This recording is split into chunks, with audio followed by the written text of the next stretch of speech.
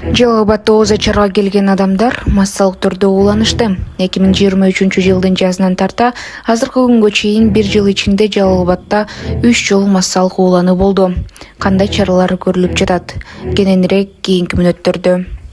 Биздин каналга катталып, акыркы жаңылыктардан кабардар болуңуз.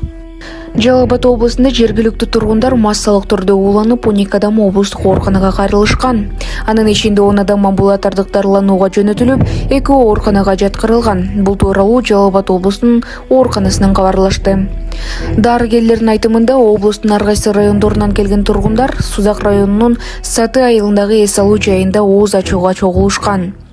Биз тамак ашка, анын ичинде куурулган балыкка буйрутма бергенбиз дешет алар.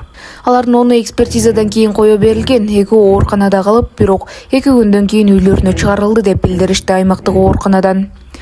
Оорулуулардын алдын алуу жана санитардык көзөмөлдөө борбору 26 марттан тарта мекеменин иши убактылуу токтотулуп, ээсине 23 000 сом айып пул салынганын билдирди.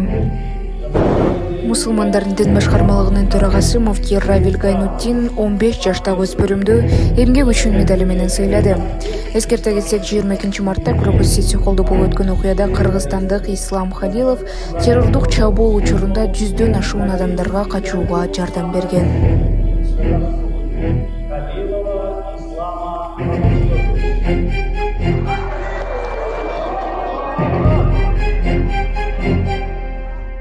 Когда случилась трагедия в Крокусе, он не растерялся. Он не пытался убегать от этого страшного места, спасать свою жизнь. Он начал спасать людей. Я бы хотел обратить внимание не только на себя, но и на тех, кто, на других сотрудников, которые тоже в тот день работали. На Рамадана, тем более в пятницу, священный день, мусульмане выкатывают посетил, да, я сам держу пост, с 15 лет начал соблюдать пост. Я могу сказать, что насчет тех людей, которые это сделали, это не люди. Бишкектеги мектеп балабакчалардан акча опузалаган инспектор кармалды. Бишкектеги мектеп балабакчалардан акча опузалаган эсеп палатасынын инспектору кармалды.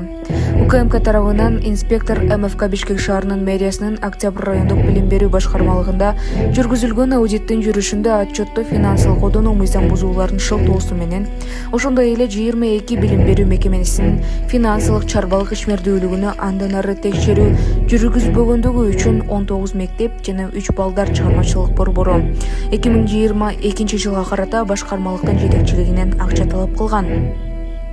Башкармалыктын жетекчилиги инспектордун талаптарын аткаруу максатында ар бир окуу жайдан 25 000 сомдон чогултуп беришкен. Ал акча алып жаткан жеринен УКМК кызматкерлери тарабынан кармалган. Унаанын үстүн шыпырып кеткен.